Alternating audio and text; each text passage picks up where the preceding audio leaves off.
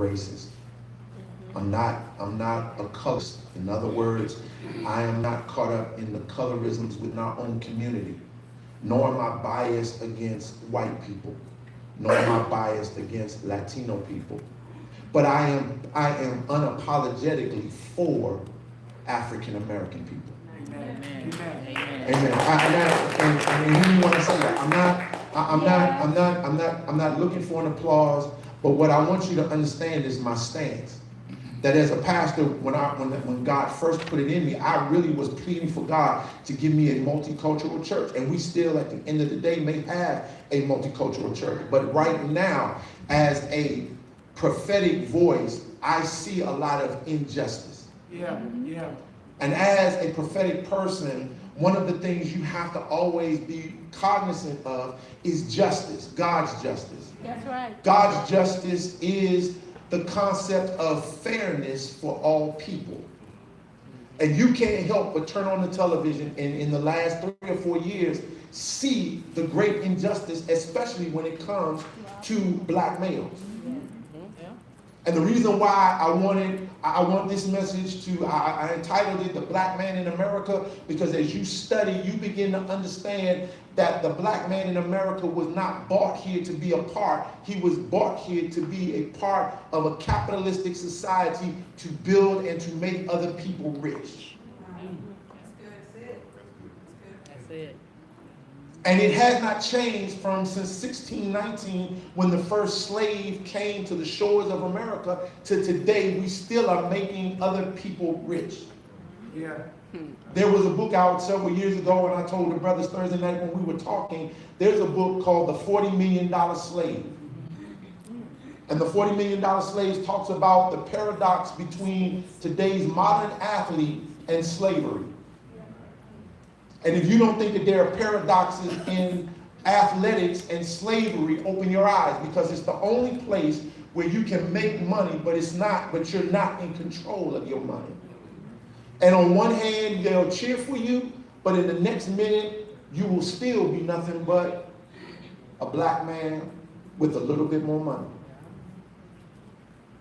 So as we approach this subject, I thought it was imperative and it was important for you to understand where I'm coming from, because again, I know some people, especially when it comes to the issues, black issues, don't like to talk about them. We live in a society nowadays where people don't want to talk about the overt racism that comes from white supremacy, where racism becomes an arm of that, and with racism comes white privilege.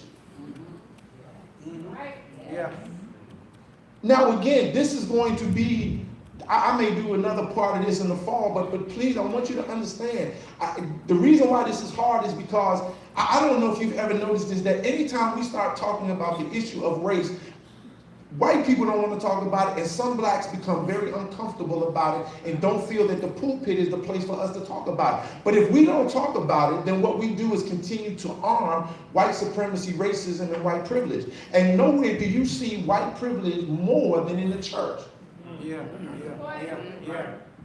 Because we have a white church and we have a black church. And it's a very real reason why. And even if you go to an all-white church, you may go to the church, but my part of my mindset comes from, I heard Killer Mike say this: don't tell me you for me if you won't pick up a gun to fight with me.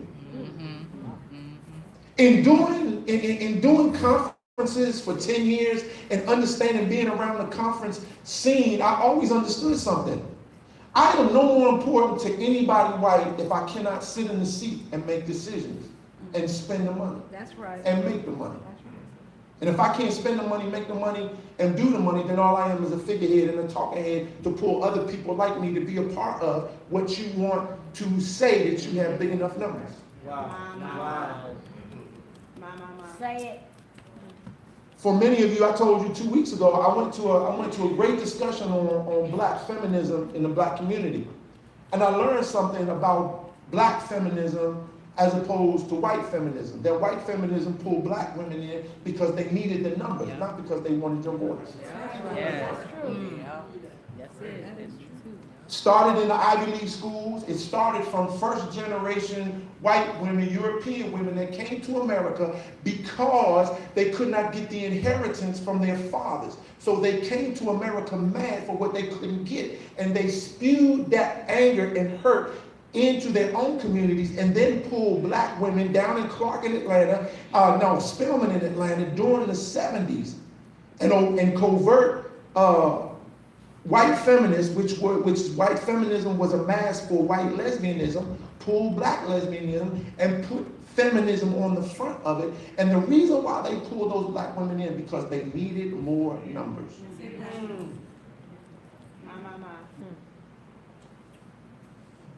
And so when we approach this, I want to approach this with an understanding that I'm talking about. So I have to talk to brothers and sisters alike because there has been an injection of hatred in our own community for reasons that I would bet you a lot of people who talk about it don't really know why we at war with each other.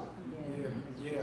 When it comes to Father's Day, I could have preached you a message about being a godly man and all that, but I wanted to touch into the real issue of what it's like to be a black man in America and the psychological warfare that goes on that constantly wants to stop you from getting ahead and wants to terrorize you to the point where you do nothing.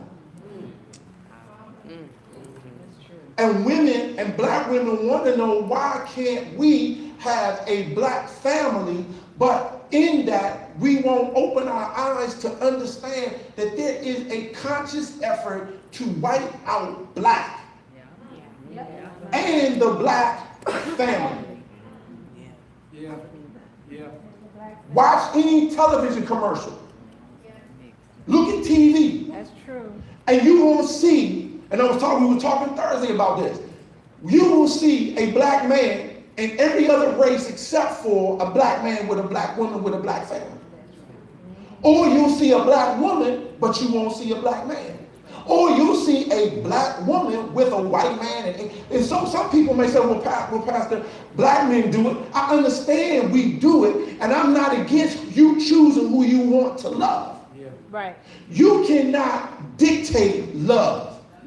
You marry who you love. But when there is a conscious war against a particular group of people to purposely keep you mentally in bondage so you don't choose your own. Yes. That's the problem. Because you are psychologically developing and creating an environment and a culture that purposely causes me to hate the opposite of me so that I will be subject to be wiped out. White America doesn't want the black man, but they want the black woman. It's true. It's all They don't want the black man involved in his family. They don't want the black man involved and seeing a strong black family. You think that Bill Cosby was a mistake? Right when he getting ready to buy NBC, all of these charges come out. You honestly think that Malcolm and Martin was a mistake? Medgar Evers was a mistake? Terrorism, the Black Panthers was a mistake? A group of black young adults who started out to want to feed their community and help their community, that they pushed them to the point to bring them to where they had to pick up guns, where they knew they could wipe them out? So go to the book of Ephesians. Before we go to the book of Ephesians, Alicia, put that scripture up there for me, because I'm going to show you something that I guarantee you a lot of people have never even seen before. Acts chapter 21. You go to Ephesians chapter 6, verse 11 through 14. But I want us to read verse 38 and 39, Alicia. And I want to give a special shout out to Alicia, because this was very hard.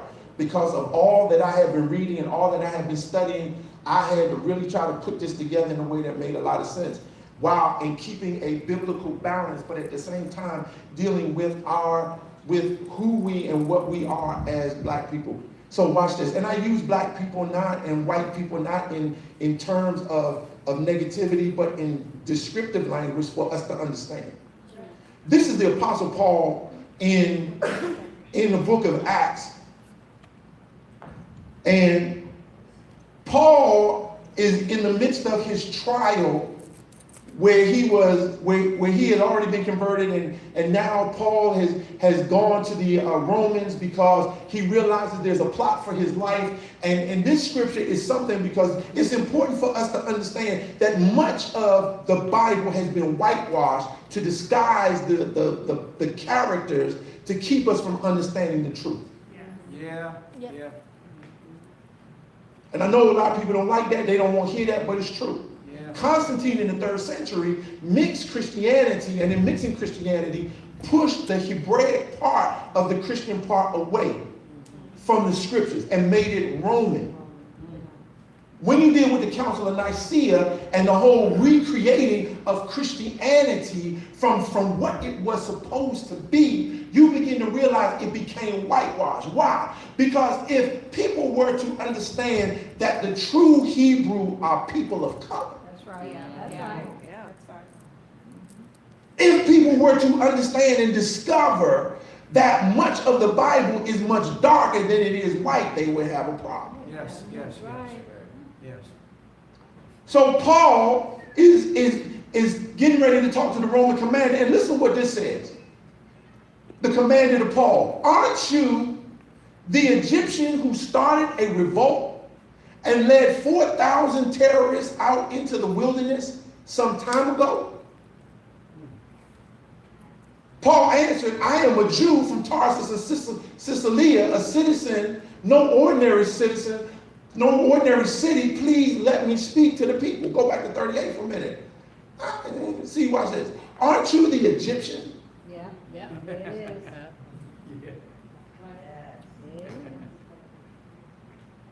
Yeah. Now, for those of you that don't know, Egyptians were people of color. Dark. Now, stay with me for a minute. I'm gonna watch this. I'm gonna keep this biblically balanced, but I'm gonna hit you with some stuff. So the commander asked Paul, he says, aren't you the Egyptian man of color? I would like to submit to you that Paul was not. He was Semitic. He had Roman privileges, but when a Roman there was no prejudice back in the time of Paul, but when he looks at this man, because the Egyptians were people of color. Paul, the writer of the New Testament, 27 books, he is confused with the need. Paul, who set the standard for salvation in Romans and who laid out the treaties for how we should live our lives, was confused with the need. Yeah. Paul, considered the greatest apostle of all apostles, he was confused with the need. Not going to Ephesians. Because I'm going to lay this out for you and start biblically, and then we're going to throw some stuff at you. So don't get mad at me. Don't throw any stones. I don't think we got any people like that. But if you throw them at me, I'm going to throw them back at you. Amen. Going over to Ephesians chapter 6, verses 11 through 14. Okay, watch this. Paul, in this is the great one. Man, my other sister, Patrice, she taught on this man last year. She did a great job. But listen to what it says. Look at what Paul says. He says, Paul writes this, the man who is mistaken as an Egyptian, he talks about our salvation in Ephesians, because this is the letter to the church. And he's telling the church, watch this, because this is something that we can never lose sight of, that no matter what we go through, there is somebody behind everything that we deal with. Both God and his enforcer, the devil. That's going to hit you when I later on. Whoa, wait a minute. Whoa. He's an enforcer. That's right. God. The devil ain't equal with God. That's right. That's right. God is not, the devil ain't equal with God. God uses the devil as an enforcer to get his will done. And all the devil does, his job is to get you distracted. That's why I don't like songs that give the devil all the praise. Right. Talk about the devil all the time. Preachers talk about the devil all the time. There's nothing wrong. You got to know your devil. Anytime you deal with spiritual warfare, the first thing they're going to do is tell you, you got to know your enemy, the devil. But understand this, the devil can't do nothing without God's permission. That's right. Job chapter 1 and chapter 2. You refer that. So he says, put on all of God's armor so that you will be able to stand firm. And brothers, you got to hear that. Standing firm. That's what I'm going to talk about. You will be able to stand firm against all the strategies of the devil. The word strategies, right? This is very interesting, is the word methodia. The word strategies originates from the Greek word methodia. It denotes craft, deceit, a cunning device, a wile, or a strategy. King James says the wiles of the devil, but the word wiles is the NLT version, strategies. It's the method that he uses to beat you. He has a strategy or method to get at you. Go to verse number 12.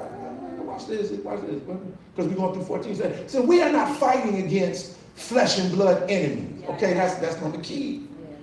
Because this is what we don't understand about spiritual warfare sometimes. That you can be used of the devil if you let him get in your head. Yes. Yes. So we wrestle. Watch this. I like this. I'm going to get to my point because I got a little few minutes. Watch this. We wrestle.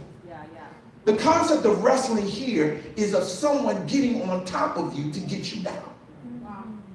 So his strategy is to get on top of you, to get you down. Because in verse 11 he says, put on all of God's armor. He says, put on God so that the devil can't get you down. See, get you down. But see, we got to figure out how does he get us down? That's the whole question. So he says, we first of all, we fight not against flesh and blood enemies, but against evil rulers and authorities of the unseen world. Against mighty powers in this dark world and against evil spirits in the heavenly places. Go to 13. Therefore, put on every piece of God's armor so you will be able to resist. Resist. You have to resist some of what you got to understand what he's trying to do to you. He's trying to stop you from standing. That's right. Yeah. Trying to get you to stop, brothers. He's trying to get you to stop standing. And I'm going to get in this. I'm going to show you. Therefore, put on every piece of God's armor so you will be able to resist the enemy in the time of evil. When is the time of evil? Remember Jesus said in John 17, you keep it right there. Don't go there. John 17, Jesus said, I'm not going to pray you out the world. That's right. That's why I keep trying to tell folks, stop looking for God to always take you out of stuff. He ain't never going to take you out of nothing that he allowed you to be in. Yes. He will allow you to go through. Yes. To be perfected in what you go through. Yes. He said, hey. John 17 said, I'm not taking you out of this, but I'm praying that the evil will not overtake you. That's right. We wrestle, you can't let the evil overtake you. Remember we say evil was dysfunction? We can't, there's an order that God had set up that he said, I'm not going to take you out, but I'm going to leave you in this, but I'm going to pray that the evil don't overtake you. So let me get through this, okay? Then after the battle, you will still, there go that word, be standing firm. Verse 14. Stand your ground, putting on the belt of truth and the body armor of God's righteousness. That's right. Yeah. See, John 8:32 says, you shall know the truth, and the truth shall set you free. Okay, give me that 1 Corinthians jump. Give me that 1 Corinthians 14, because here's what we got to look at. Watch this, 1 Corinthians chapter 15 through 45 through 49. I'm going to hit you. I'm getting ready to go flip this now. Watch, stay with me. But the scriptures tell us the first man, Adam, became a living person. Adam, the first man, was living. He was living. He was real. Watch this. But the last Adam, that is Christ, is a life-giving spirit. Come on. What comes first, and this is important, this is what I put the emphasis, what comes first is the natural body, then the spiritual body comes later. So we always say like this, first the natural, then the spiritual, right? Yep. And it's important for you to understand that when you look at stuff, you have to, when you first come into the kingdom, when you first get saved, everything is based on natural understanding. So as you grow mentally, that you begin to see beyond what is going on naturally so that you understand what's going on spiritually. You feel me what I'm saying? And it's important for you to understand that the world that we know it is going to come at you naturally. And you see it and it comes at you naturally, but you have to learn how to look beyond it, even though you can't get from it. You feel what I'm saying? Let me help you for a minute. I'm in a predicament. And I don't know, and when I first get saved, I don't know what's going on. But then 2-3 years later, I realized that God, Deuteronomy 8 says he's working on my character. So what he's allowing to hit my life is really the process to help my character grow. But when I'm first going through in my car, I walk out and I got flat tires. I'm mad, I cuss. And when I first get saved and I get mad and my car don't work, I get mad, I get pissed off, and I want to cuss somebody out. See, that's the natural part. But then as you grow in your maturity, you realize, wow, that's a bummer. But then I turn on the radio and I realized there was a 3-car backup on the way that I was going to go. And if I had been on time, that might have been me. Yeah. So sometimes the delay is about keeping you from something you don't see coming down to you. I gotta lay this out. You know what I'm saying? Going 47. Well, let's read this, okay? Adam, the first man, was made from the dust of the earth, while Christ, the second man, came from heaven. 48. Come on. Earthly people are like the earthly man, and heavenly people are like the heavenly man. Verse 49. Just as we are now like the earthly man, we will someday be like the heavenly man. Hello. You should say amen to that. Amen. Amen. So as we look at that and we begin, okay, the devil's got a strategy. What are the strategies? We understand that they are methods. So let me hit you since we're dealing with the natural, because I told you we in a war. Hit us with this. Let's go with Dr. Welsing. I don't know how many of you ever read Dr. Frances Cress Welsing. She's a phenomenal woman, and she's awesome. She's got a book called The ISIS Papers, and if I was black, I would read it. I got it. I think I got 2 copies, and you should read it. Listen to what she said. We're talking, now we're flipping it to talk about racism. Watch what it says. Watch what this says. There is a historic and continuing war being waged against black people in general and black male persons in particular. The war is the local, national, global system of racism, white supremacy. It is almost fundamentally responsible for all the problems evident in the black male population.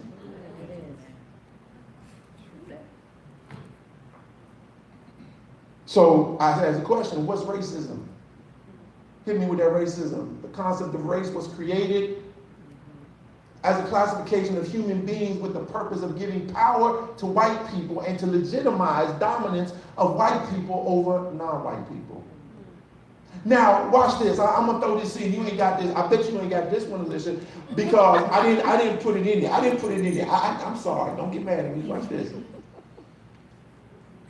Dr. Wilson said something to me that I didn't put in there. Oh, race is a false classification of people that is not based on any real or accurate biological or scientific truth.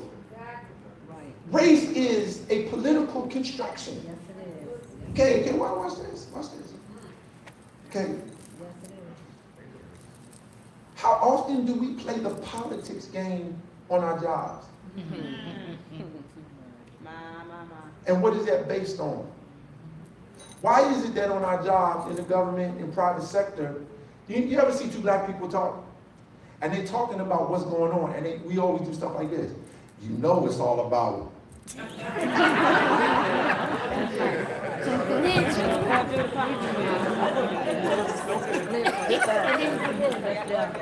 You know if I was, things would be different. Right. It's true. Yep. It's true. It's true. We do this all the time. And you know, when I first was in private industry, and I was talking to this lady, she said, now listen, Peyton, I want to tell you something. Now there's a lot of things that go on here, but you got to always remember this. I said, oh my goodness. I mean, is that a code that gets me in or something? So like if I walk to the door, she said, Peyton, I'm talking about race.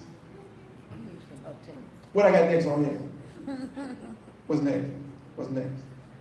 You put it up there, I'll talk about it. So we start seeing the political construction in this country about your color of your skin. Now, please understand something. Okay, here we go.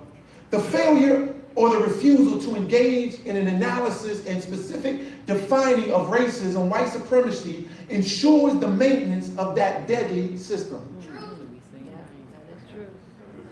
When white people won't talk to you about the obvious white privilege,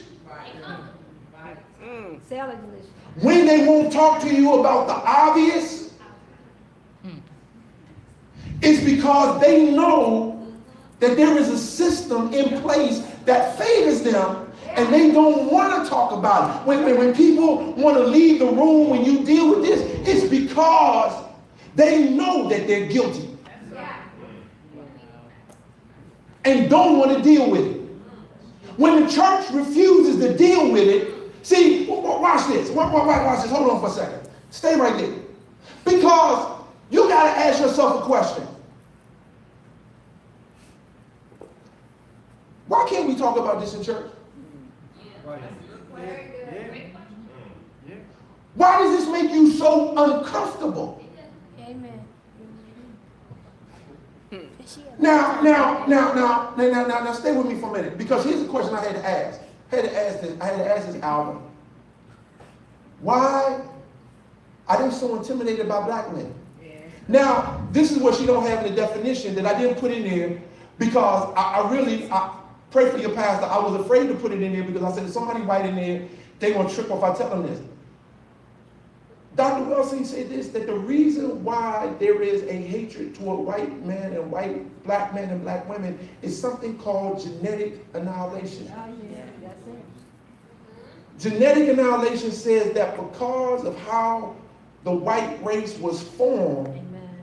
Genetically they are inferior to black people. That's it. Genetic annihilation. Go home and look it up.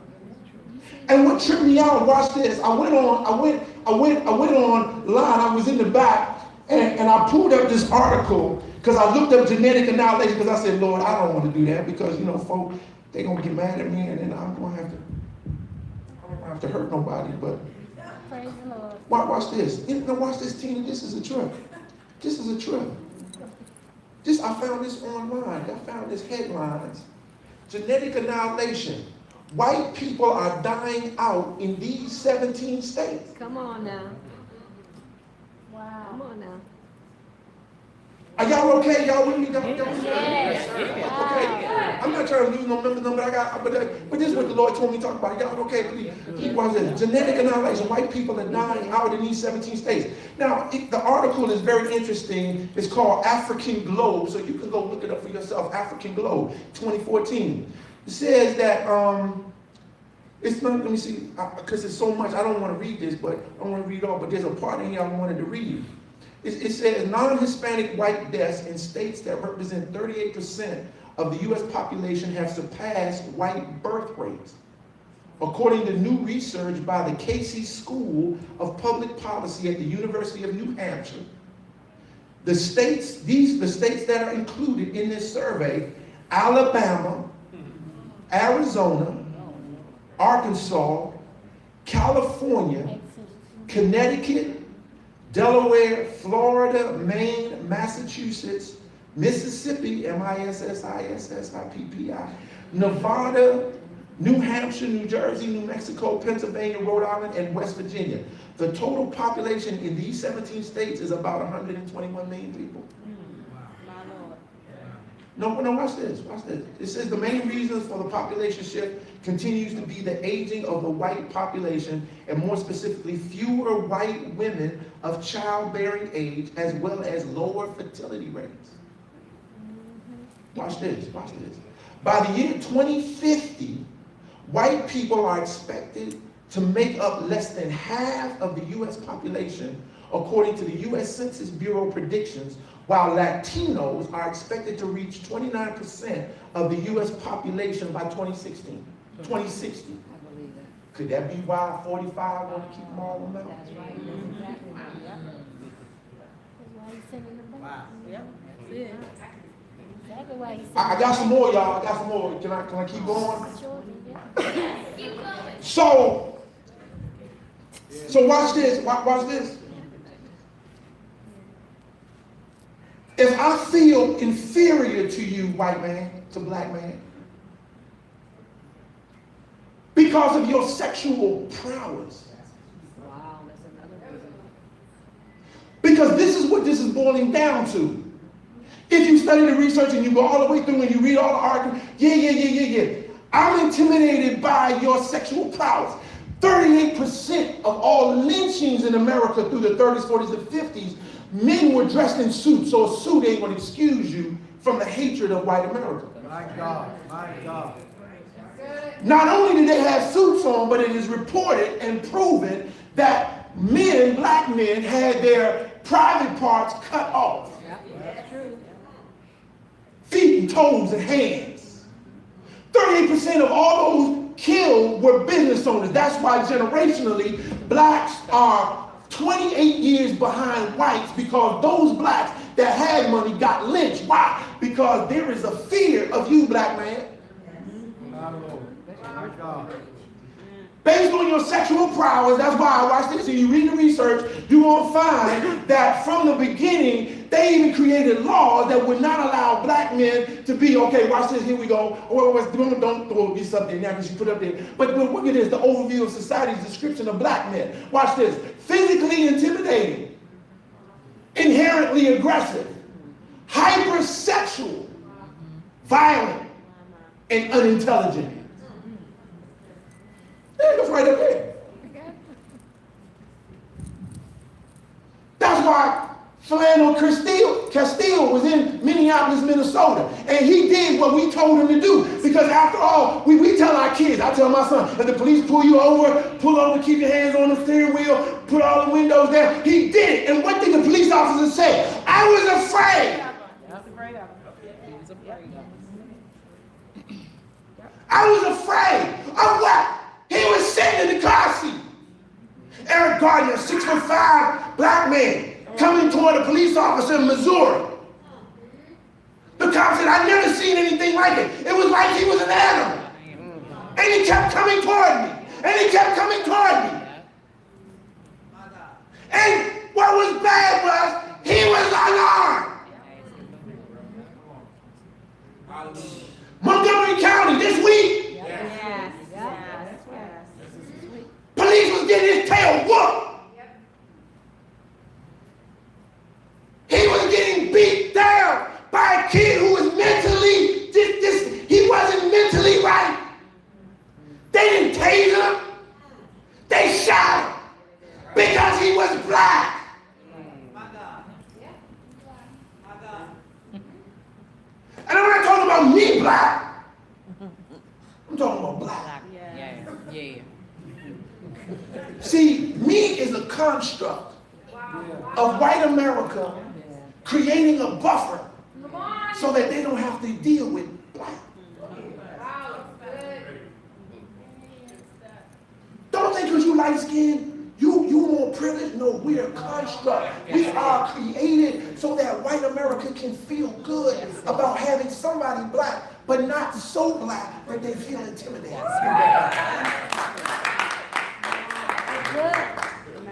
And when you biracial, you got to always understand, you don't fit in black, but you don't fit in white either. Say it. And even though they love you, because the first thing they say when they see you, oh, you communicate so well, you talk so nice, you just so nice, That's what they and just say. so wonderful. See, whenever you just go along with the flow and you don't cause no ripples, you're good, Negro. That's right. Yeah, talk. Wow, it's My good. Lord. You're a good Negro. Yes, sir. You're such a good Negro. You so good. And we just like the fact that you don't cause no problems and you don't cause no ripples and no pain. And we just understand that we can trust you with anything because you're a good Negro. That's right. Come on. But make a decision, Kevin Durant, that you don't want to do it that way. Make a decision that you don't want to stay where they want you to stay and do it the way they want you. But what do? They label you. And we get so caught up because because we still got Willie Lynch in us. Talk. And so we tell each other, I never read Willie Lynch. Willie Lynch said, how do you flip the order, sisters? How do you flip the order? Well, you take the biggest black man that you can find. And when he buck you because he's from Zulu. He's Zulu. He was it Bentu? He's a warrior, he's a fighter. So he was trained to defend his family. He was trained to defend his community. He was trained to take his culture and hold on. And when you call him Toby and he say, my name ain't no Toby, I'm not taking on this Western name. And he say, okay, we got to do something with him. What we gonna do? Well, let's put him between two horses. Let's put tar on him. And let's burn him. And then tell the horses to go in opposite direction. But before we do that, we got to take his wife, we got to take his son, we got to take his daughter, and he trained his son that behind me, son, is you. And behind me, you have to take care of the family. And baby, you have to let him be a man and stand up and be the man. And daughter, you got to learn from your mama. And this is the order, that is the father, that it is the son, and that it is the daughter. And this is how I ordained it, and this is what's supposed to be. Well, I got to change that, says the master. So he tears them apart in front of his wife, his son, and his daughter. And when she sees that enough, she says, I'm not going to let my baby get torn. So I'm going to take my daughter and I'm going to put her in front of my son. And then what I'm going to do is I'm going to baby him so much that he ain't a man no more. He becomes a little girl. And I feminize him enough so that he's not a threat to the system. And then now, if that don't get him, then what I'm going to do is I'm going to take the buck, because I'm not going to let the buck stay in any one place. I'm going to take him from this woman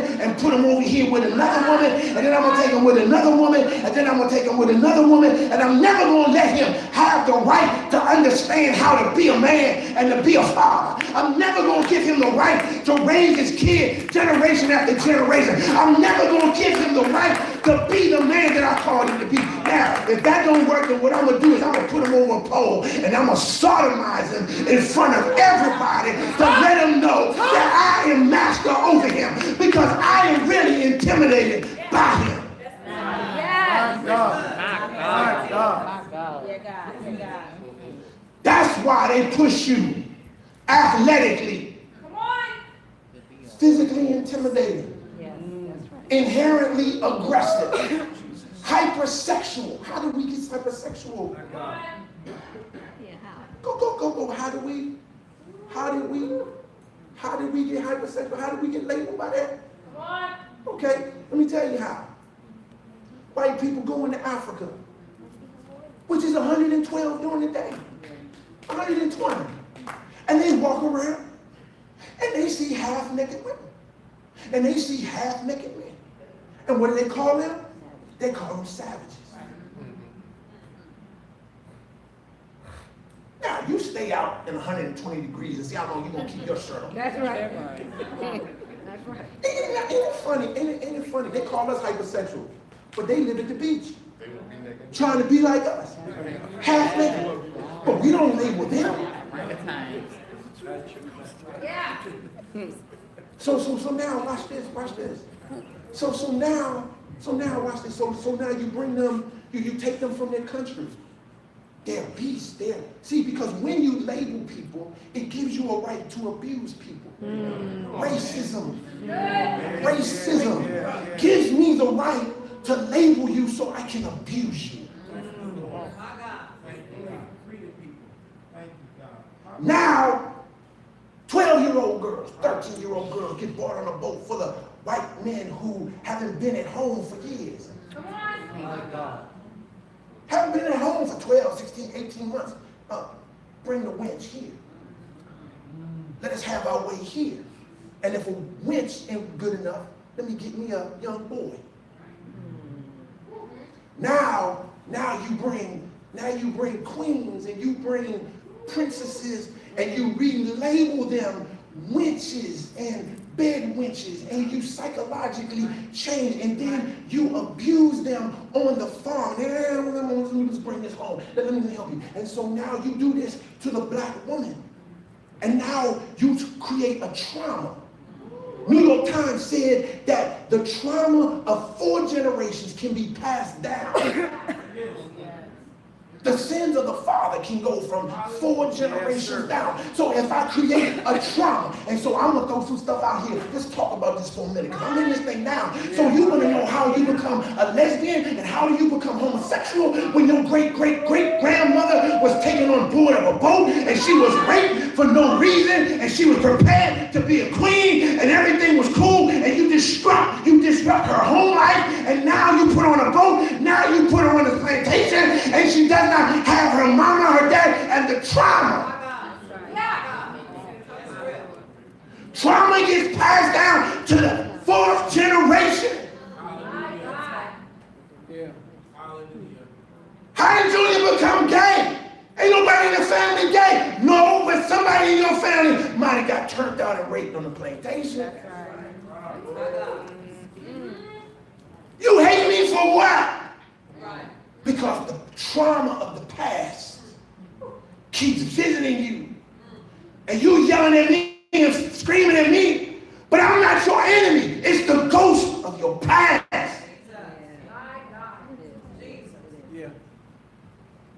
How did we get hypersexual? The major networks are controlled by 5 different companies. Yeah. That's it. Talk. Well, 6, now 5. Talk.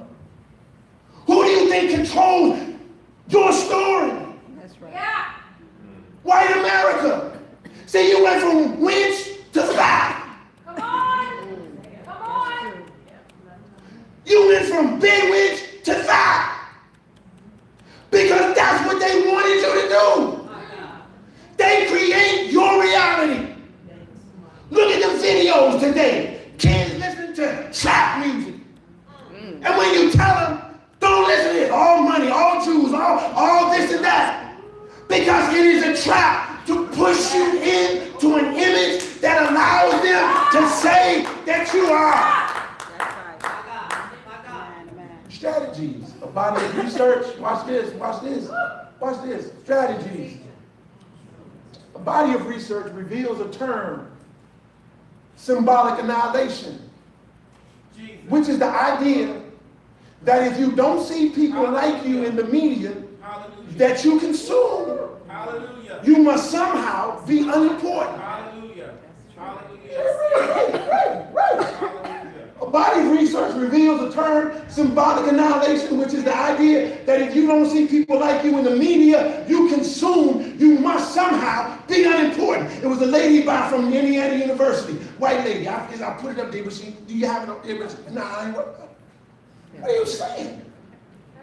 What is that? Go back to the very first time.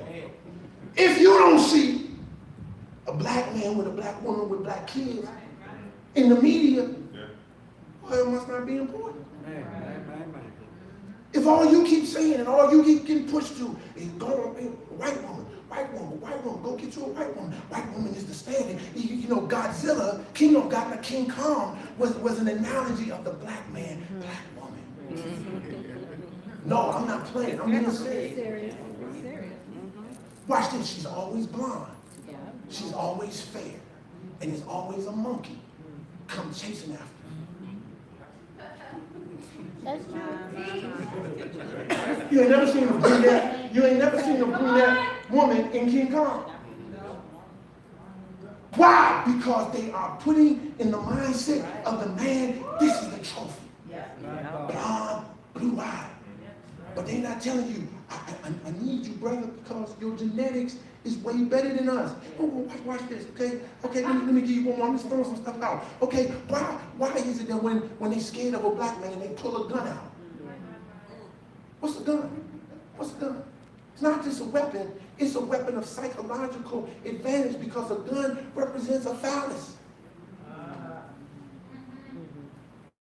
Gun represents a phallus. You understand that the monument downtown is a phallus. You understand that the Eiffel Tower is a phallus on top of a monument. You understand outside of Rome at the Vatican there are 12 phalluses, 12 penises. Why did you put a big phallus in the middle of the nation's capital around a sun or a circle which represents the vagina? Good teaching. Because they want you to know my kahunas are the biggest in the world. But the city was designed by a black man. Yes, sir. So when a cop that's afraid of a black man, what he's saying is, I'm afraid of this big dude. So I got to equal the playing field by pulling out my own fouls. You very rarely see on TV, but it's funny, white people get shot by more cops than black people do. But they show you blacks because they want to terrorize you into neutralizing you to stop you from coming and getting at them. So what do? They say, my phallus is more powerful than your phallus, and I'm going to show you. Pow! Now, ladies and gentlemen, please keep praying for me because I haven't used not one bad word yet. Thank you, Jesus. Kept it clean. Keeping it clean. I'm keeping it clean. But if I was talking to the brothers, it'd be a lot more. It'd be a lot different. It'd be a lot different.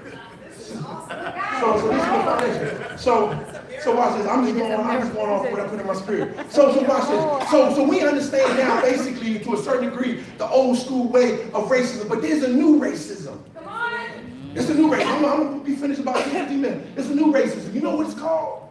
You know what it's called? Colorblind. Is the new racism.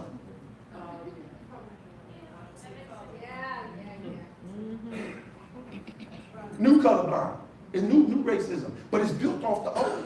See, there's already a premise in the white mind because this is passed on. Watch this. And watch this. Just like Colin Kaepernick, he can try to sue the NFL, but he can never find any type of paper trail that says we don't want Colin.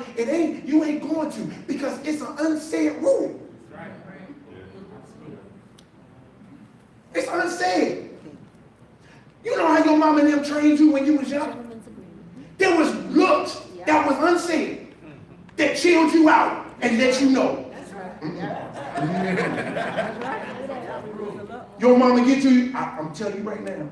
Number one, you're not going to embarrass me in the store. I promise, if you embarrass me in the store, I will kill you when I get out. I promise you. All I need you to do is act like you want to do something wrong. I promise you, you will be dead before I get home. And I will tell your daddy I'll whoop your tail. I'll tell him I killed him. And we're going to make another one and be sorry about you and keep going on.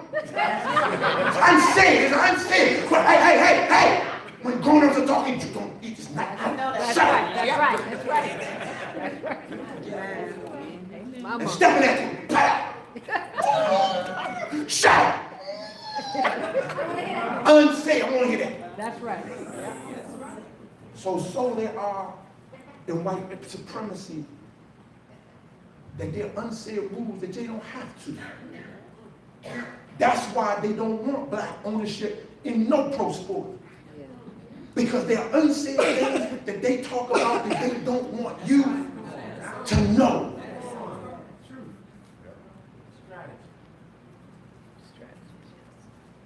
And what I want to encourage you to do is stop talking about athletes, black men who make decisions to go outside of the circle. Stop getting on the bandwagon. I don't know why he gonna do. I'll turn all that down. I don't know why he gonna say, shut up. That's right. Yeah. Because here you got a black man making a decision, and here you want to go put your mouth on him because he is. What are you saying to your kid? Yeah. Say it to your kid. Be quiet. Because you don't know what he's dealing with. And see, this is one of the things you got to understand. Because this week, I'm going to get back to my point, but watch this. This week I was watching the thing, and they were talking about how this guy's turning down $104 million, and this dude's turning down some $115 million. I said, what they turning down all that money for? Then Stephen A. said it. He said, the NFL is getting ready to get the revenue from the gambling law. Billions of dollars these owners are going to get. So if I sign this little bit of money now, and the ceiling on how much they can give athletes goes up fourfold, they just sucking me. See, watch this. This is what we missing. Because we don't have prudence. Prudence is the ability to be able to see ahead and make a good decision. See, and we so busy. Oh, watch this. This is what we don't understand. give you a $200 million. Right. I'm gonna give you $300 million. What? Your mom and them got land. And they give it to you, and the first thing everybody want to do, let's sell it and get some money. We want some quick money. I'm gonna get my money. I'm going to Las Vegas. I'm gonna get me some money. I'm going downtown buy me a pair of Vegas. I'm gonna get some money. Man, I get my money. I'm gonna buy me a Corvette. Man, I'm gonna buy me a bigger house. Man, I'm gonna get all some money. Man, I'm gonna get me some money. Now they're offering you $15, $20 million.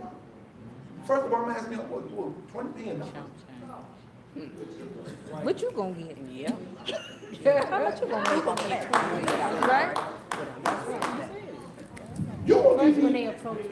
you gonna give me $20 million for this? Oh, hell no. Say Oh, Number one. yeah, that's what I'm saying. But yeah, no, that's good. That's not a bad word. That's not a bad thing.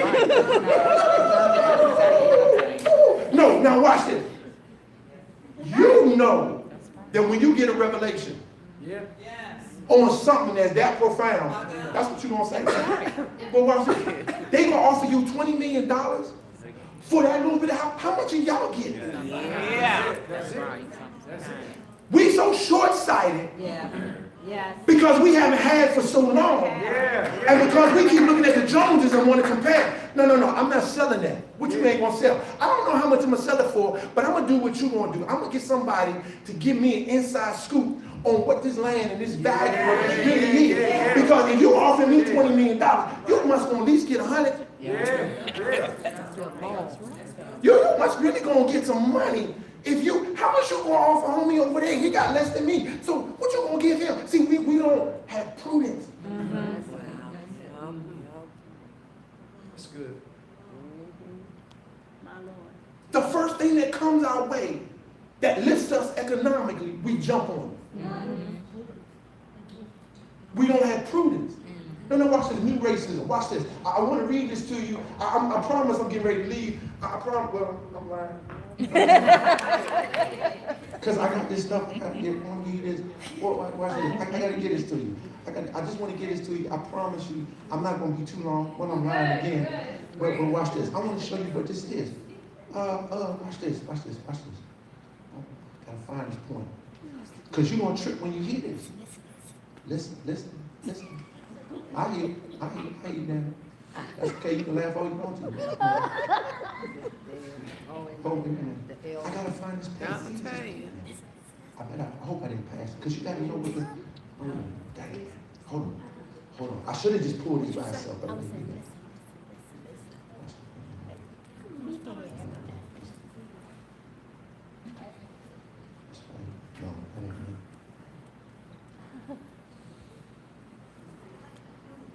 You love Jesus, amen? Amen. That's a filler. That's so I can. I don't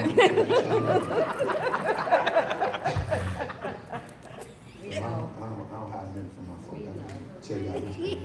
Okay, here it is. Okay, watch this. Okay, say amen again. That's another filler. Amen. Watch this. Okay. Central to this new racism, as Collins called it, is the belief in a colorblind society. A colorblind perspective assumes that discrimination is a thing of the past, and the playing field has been leveled. Therefore, if anyone is not successful, it is the result of his or her own poor choices. It is not racism, but cultural differences between racial groups, which is used to explain inequality. Any racial differences that exist are seen as a result of naturally occurring process rather than the product of social forces. You know what? Listen to what this says. Just how widespread are these views? According to the National Opinion Research Center, more than half of white respondents believe that blacks are more likely to prefer to live on welfare than support themselves.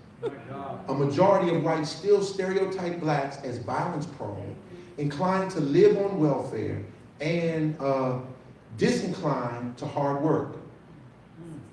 And a substantial majority still stereotype black Americans as unintelligent. Yep. Now listen to this. Colorblind ideology leads to the conclusion that we've done all we can, argues Bonilla Silva, 2003, argues that colorblind racism has become a formidable political tool for the maintenance of the racial order, serving as the ideological armor for a covert and institutionalized system of racial suppression. In the post-civil rights era, colorblind system is part of the defense of a culture of privilege and contemporary white supremacy. This culture of privilege seeks to neutralize inequality and preserve race, gender, and class privilege. The new colorblind racism is less overt and less biologically based than the racism and legally enshrined inequality and segregation of the past. Nevertheless, this new racism shares much in common with the old.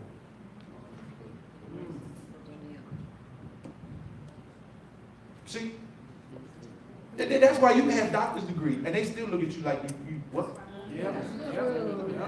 Now see, watch this. This is why you have to understand systems. Yep.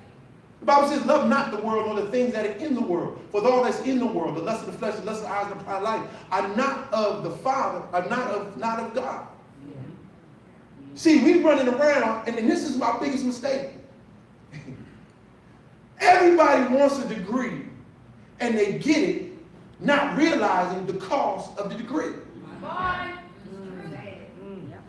We spend how much debt, college debt, over $4 trillion or like $7 trillion in student loan debt. Yep. And now watch this. This is what we gonna get. White person get in debt, they gonna get a better job. Black person gonna get in debt, they not gonna get the same job. White people are like, oh, I just ain't got no money. Yeah, but you still a GS 13. I'm a GS 7. Yeah. Two of y'all get together, you 13, she's 18.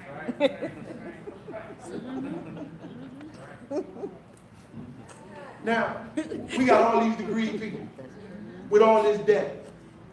So now I'm getting ready, I'm going to put all this together. So now, psychologically, a lot of us, especially our brothers, mentally ain't no good. Videos have overflooded them with false images and have them chasing things that ain't even real. Yeah. Brothers chasing images, it's like, whoa. What are you chasing? There's not a tip drill every day. There's not pool parties every day. Come on. See, we so inundated by the mind's thinking. See, when you start putting together, where does domestic violence come from? I learned it on the plantation. It was taught to my great-great-grandfather, this is how you handle a black woman. Put your hands on her. No, that ain't how to do it. That's not how they did it in Africa. That's why they don't ever want to teach you real history. Because if you really understood the black culture and you understood the black community, if you go all the way past slavery and go back, you understand that the black woman in Africa, she was germane to the marketplace. She was germane to the family. Her voice had to be heard. She was that important. When the elders sat down, the black woman was part. Watch this. If you ever read the book Colorism, you understand why they went after Native women and black women. Because there wasn't enough women. Women would run away from the early colonies and run to the Indians. And when they found them, they said, the savages got them. The savages got them. We got to go save them from the savages. And when they found them, they said, come on back with us. They said, no. No, we're not going back with you. And when they asked them why, they said, because they treat me with kindness and dignity and fairness. White women fall in love with black men. Why? Because black men, they know, treat their women with kindness and fairness and dignity. Violence, abuse is a product of the plantation.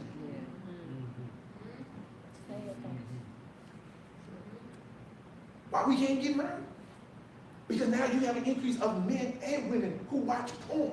So now you got men thinking this is how your sexual life gonna be. You know it ain't true. That's real talk. You got more women watching porn. Why? And watch this. You know what they watching? They watching. I looked at what are Americans' consumption of porn. What is the type of porn that women are watching? They are watching more women on women. Come on. Why?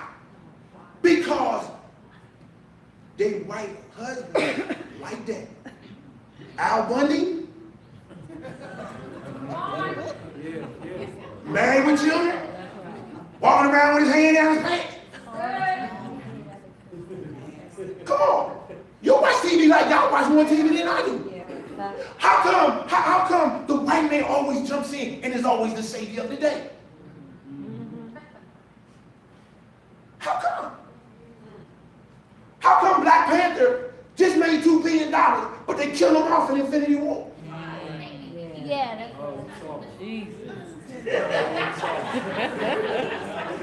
it's coming back for the cartoon. That's not the point. For 2 years or however long, the last image you see is that a successful black man Yeah, always gets killed off. yeah, yeah. True. Forget they gonna bring him back.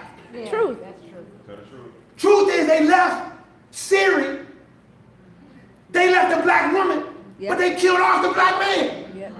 Yep. Yep. They don't want you, brothers. They want your woman. Why? Because genetically, they dying off. And they gotta find somebody strong enough to produce another generation. My God. Because you are labeled after your father. Come on. You can have a black woman, Serena, but you got a white man. And if something were to happen to you and that child is the beneficiary, the father going to control your wealth. That is so true. How you think you get a Pastor Peyton Gray, who this light, and whose mother was white, but whose father was, whose 68% of my DNA comes from the western coast of Africa.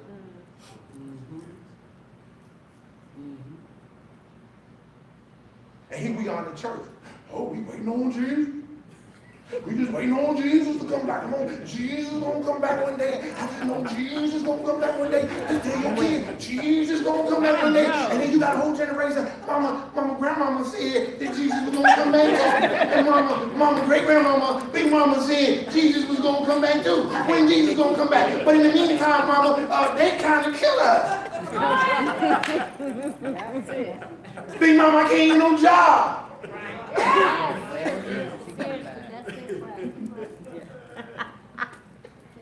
But big mama, why all of us stay in Southeast? How come we can't never go in Northwest? When we go in Northwest, they always deny our credit score. They say we got too low credit. And they call red line, baby. They create a ghetto. Go back in history. Go back in history. Yeah. Before Hitler took over Nazi Germany, Yeah. first thing he did to the Jews was, give me all your guns. Oh, we're socialists. We wanted to be peace. We don't want no problems. We just wanted to be peace. And once they got the last gun, okay, let's all ship them into the ghetto. Redlining creates ghetto. Put all the black people in one place. And then once they decide what they're going to do with you, then they say, okay, let's ship you out. We're going to take you to camp. It's a nice camp. All y'all be together. Man, y'all can take hot showers. Man, we got meals for y'all. We just going to take care of y'all. Ship them off and kill them. Go back and read what Hitler did. But see, before then, before even that, he got to their head. He got to their head. And we have a generation that don't want to read, that doesn't want to study, and doesn't want to know their history. Yeah. And when they took you from Africa, they took your language, they took your culture, and they took your history. Yeah. And this is why I said what I said. This is why I say you got to be careful about letting white America dictate your spirituality. Because they went into Africa and they saw the people worshiping a God that they did not understand. And they said, y'all doing it wrong. Now you got to change it. First of all, we got to put some clothes on you. Oh, we got to put clothes on. We've been working like this for a long time. We got to put clothes on. Well, that's not purity. And that's not, you mean you dealing with lust because you ain't never seen something this good. You ain't seen nothing this golden and this beautiful and this shapely. Everything you got is pale and flat. You ain't dealing with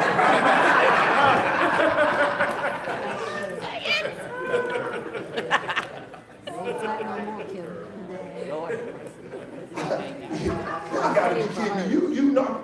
Now, you know, I want to put all this out here, but it's true. Why do white men love black women so much? Why they love Nicki Minaj? She been up there for years. Why they love Beyonce? You think because she can sing? Why you think they got Nicki Minaj up there and Cardi B up there? Why you think they half naked? White media creates them. Yeah. Who do you think controls the fashion industry? White men. Oh no, they're all gay, Pastor. Don't believe that. Yeah. Don't believe that. All them dudes ain't gay. And they dressing you. And they got your skirts all the way up here. And they got your blouses all the way down here. Oh, and this is Vogue. Oh, this is wonderful. Oh, this is just so great. They're creating and making in you Jezebel. The lascivious black wench who now becomes a thought. And they create you and we buy it and we say, aren't we beautiful? And I'm going to take us back to go back to Ephesians because I'm going to close this because y'all won't go home. See, and what we don't realize is they're creating the image of you and letting you buy into it, and then you wonder why you can't. Because watch this, in the Bible, a mini skirt and hair down all represented harlotry. Having your face made up and having perfume. And please don't say, Pastor, now change it. Keep going to holiness. And we got the way I ain't saying nothing. I'm just giving you Bible. So they dress you like a harlot.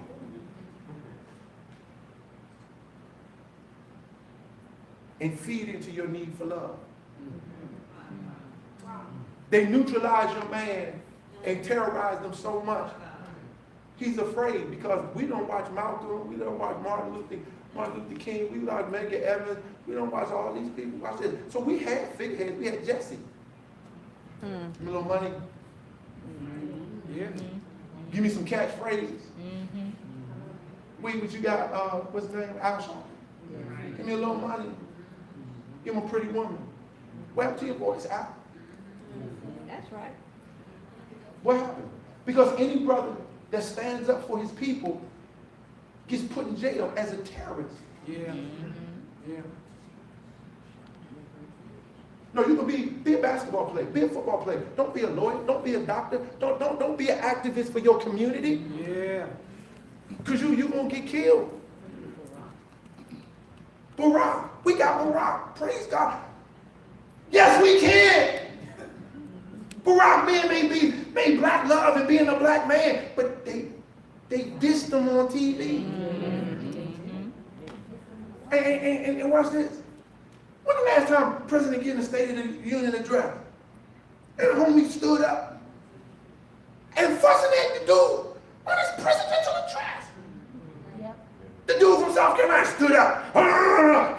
And Barack, with all the greats, see, that's why I couldn't have been president. My wife can tell you. Shut up. What'd you say? I know you won't try to get the Secret Service. Oh no. I'm gonna get my cousin. He live in Rock. Hey, take me by my outside and put a work on.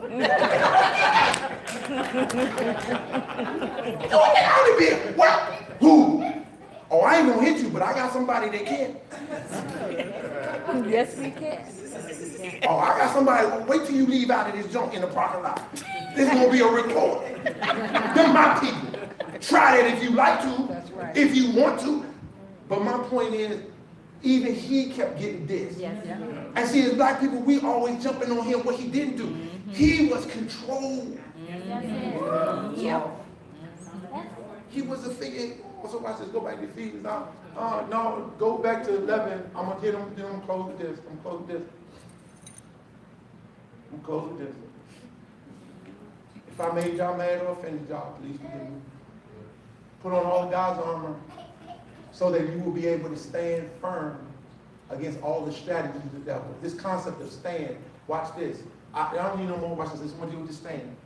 Stand is the symbolism that Paul uses, that no matter what comes at you, you have enough God to be able to stand through and proceed forward. Paul says the enemy's going to come, but watch this, mentally, if you succumb to all of the messages and all of the things that you see that diminish you, that's why you have to read, you have to study, so that you can understand. You cannot let people shut you out of your history.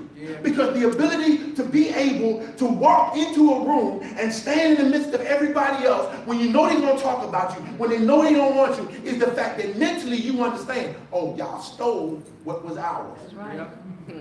Oh, y'all whitewashed it so we wouldn't know. But when I find out, I ain't got to fight you. I ain't got to call you honky. I ain't got to say nothing negative to you. I can step up there with the backing of the ancestors from days gone by who wrote this stuff, who designed this stuff, who built this stuff, who created this stuff, and know that that same creativity, because the same power that raised Christ from the dead is living inside of me. And Jesus was not some Aryan, but he was a man of color, that he lives inside of me, that I can walk in any room, I can walk in any place, and know enough history to know I'm bad enough to solve the baddest problem that you have. Why you gonna say that? You don't come from Oxford, you don't come from MIT. No, I come from Howard, traditionally HBCU, baby. I come from Winston, I come from Morgan, I come from Bowie State, I come from some of the baddest blood, some of the baddest there is. And yeah, some of y'all might have went to Connecticut, you might have went to Georgetown, Maryland. It don't matter, because wherever God got me in, he got me in there and gave me what I needed to step out in the world. And on top of that, I got a God that filled me with his spirit. You know, he's the one that created the heavens. He's the one that created the earth. He was the one that they gave the original ancestors all the knowledge that they needed to be able to run this world. And even though you stole the knowledge and you tried to change it, the same spirit that started from creation is the same spirit that's working inside of me.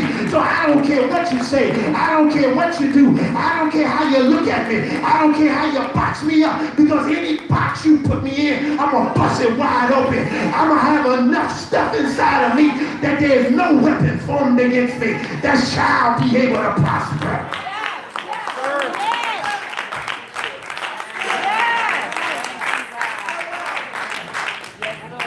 I don't care what they come at you with. The God you serve is greater than anything. Glory to God. That they can create. But you have to know him for yourself. That's right. Glory to God. You have to study to show yourself approved unto God. A workman that needs not being ashamed. That's why you can't take no days off. Racism, white supremacy ain't stopping. The attacks on our children ain't gonna stop. That's right. This was some lady asked, and it's true. When did we start becoming afraid of each other?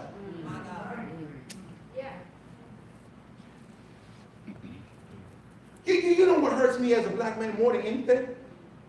Not that a white woman, I get on the elevator, not that a white woman put her purse up under her arm, but when another black woman does it. That hurts more than anything. Because I'm just like you, lady. I'm black just like you, but see, you let the enemy get in your head. Yeah. She got you thinking, he gonna rob me, he gonna mug me. No, I ain't. I'm gonna watch out for you. Because you remind me of my grandmother. Yes.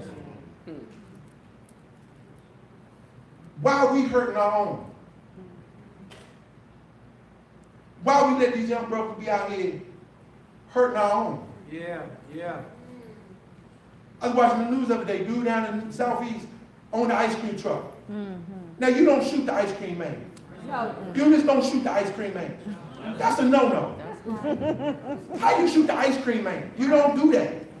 Two dudes robbed the dude, they got rushes. They got $30. Shot the dude said, here's all my money. You can have it. You can even have the truck. I just want to go home to my kids. And they shot him. This is what we doing to each other. This is what we doing to each other. You got that video? Because I'm going to show you this. I'm going to show you. Watch this. This is, to me, a picture of what's going on with the black man, that we need to see it. And it's kind of hard. You might want to take her out. Because it's kind of hard. I don't want, if you have any problem with disturbing images, you might want to leave. Because I want you to see this. Then we're going to pray.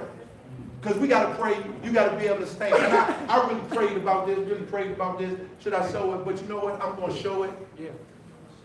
Because sometimes we need to see, even in modern times. Now this ain't graphic or anything, but the whole how it's set up. So hopefully we can see it. But my point is to us brothers, to sisters, stop believing what they're telling you. Give, read. You got the other book. You got the books that I gave you. Let me show them to you. I want to show you. We can't because he took it out. Let me.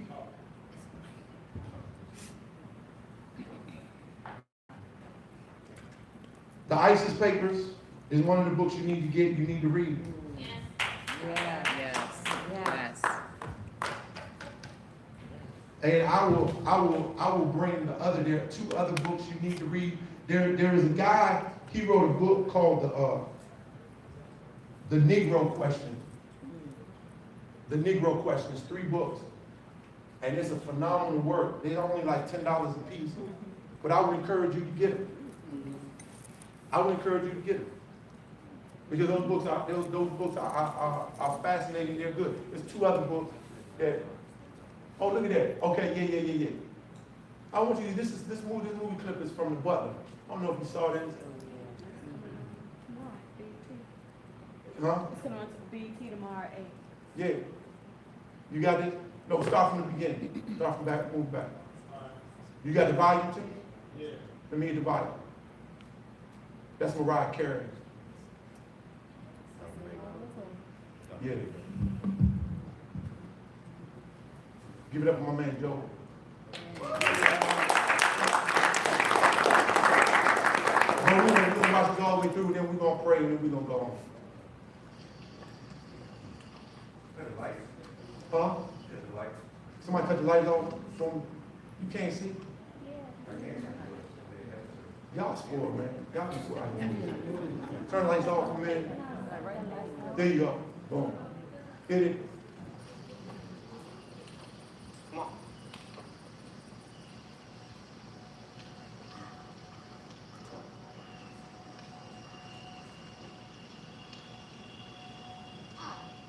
Where you taking me? Hey, back to work. Sevice, come back to work.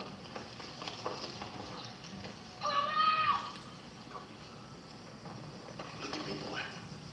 Don't you lose your temper with that man. This is world. We just living in it. You hear me?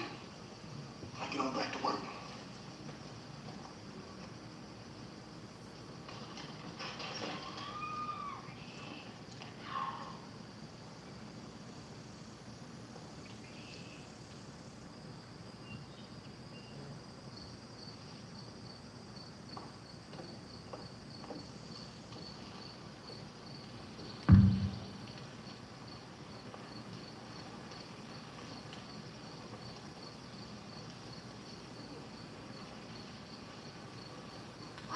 What you gonna do?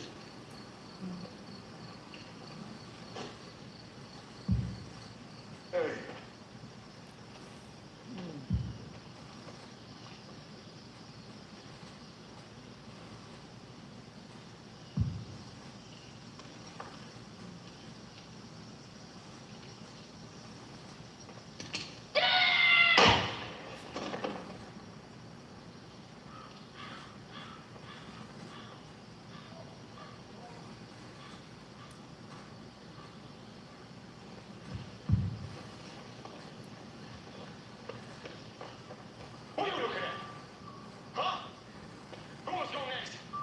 back to work.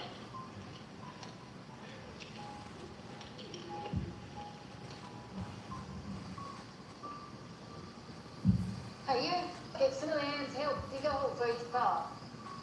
Hurry up.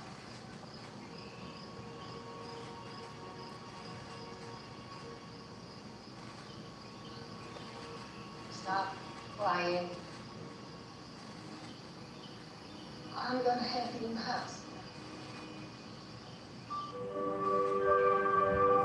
Turn the light back on. See, terrorism. Because a generation will ask you what you gonna do. But you can't because you've been terrorized from doing anything. They were so terrorized they wouldn't even bury you. And what she say? I'm gonna bring you in the house. Now notice something. Where did he get shot? In his head. See, there's a generation looking for brothers. And there's a generation looking for young women, looking for sisters. They don't need you to be a fashion show.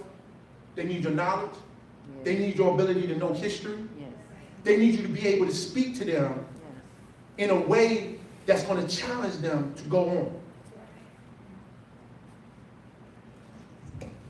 If we don't look prophetically ahead, I'm telling you right now, the black family is going to be extinct. It's going to be extinct. And you keep watching the commercials and you keep seeing it get lighter and lighter and lighter and lighter. And if we don't hold up who we are and understand who we are, then we're going to lose that too. When Kaepernick is protesting, if they say, I boycotted football last year.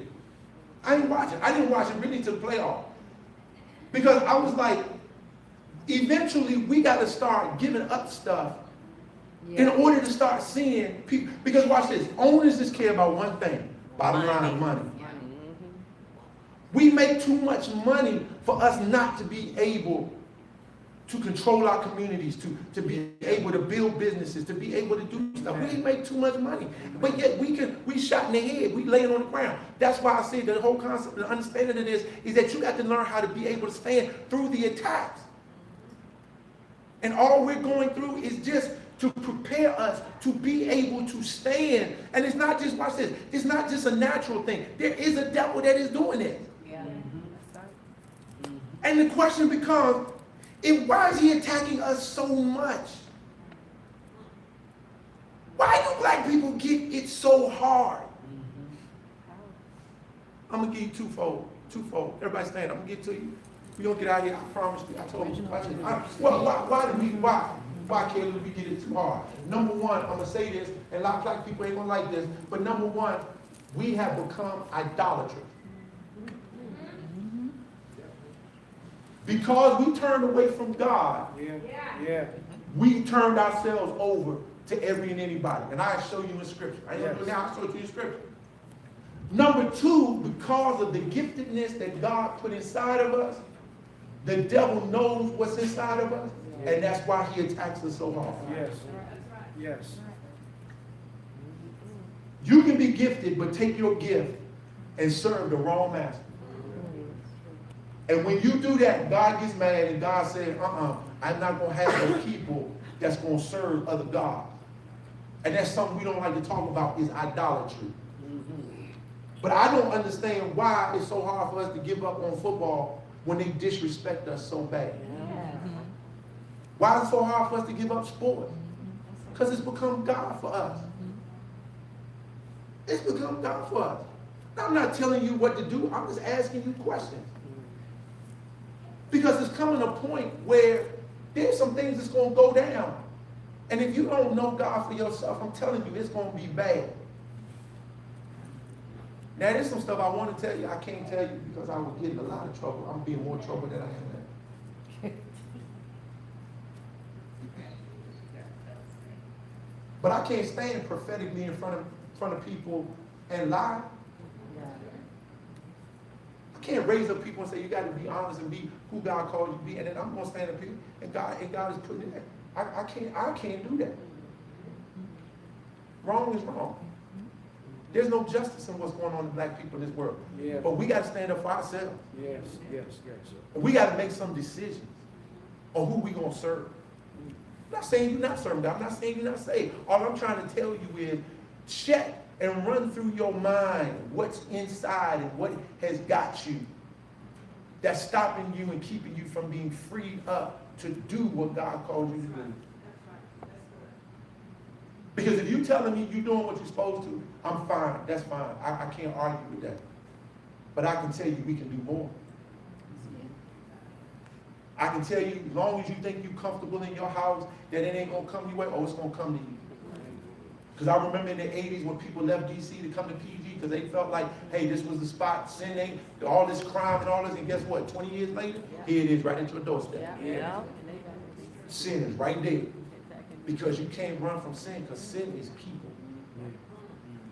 People carry sin. As long as you're around people that don't want to serve God and want to do their own thing, you will always have to deal with it. God is not in the rape, God is not in the murder, because people make their own decisions. But the further people get away from God, the more they're going to make for their own self, the choices, and they're going to do what pleases them. And if there are no people standing up and declaring who the true God is, I'll put it to you this way, then we're going to pray. Elijah on Mount Carmel, with all the prophets of Baal and all the prophets of Ashtoreth, he had to go against them and declare. And what Elijah felt was, I'm all by myself. I'm the only one, God. And he was like, no, I got 8,000 prophets. Yes, Lord. Who haven't bowed the knee to Baal. Hallelujah. How many got somebody tonight? Hallelujah.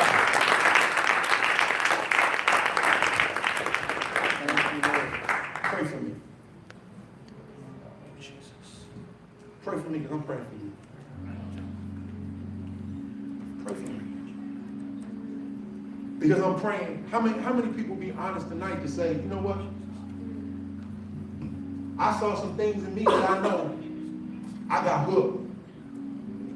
I got some stuff in my head that I got to deal with. How many people be honest? Be honest. Be honest. Amen. And let me tell you something. I got all this information.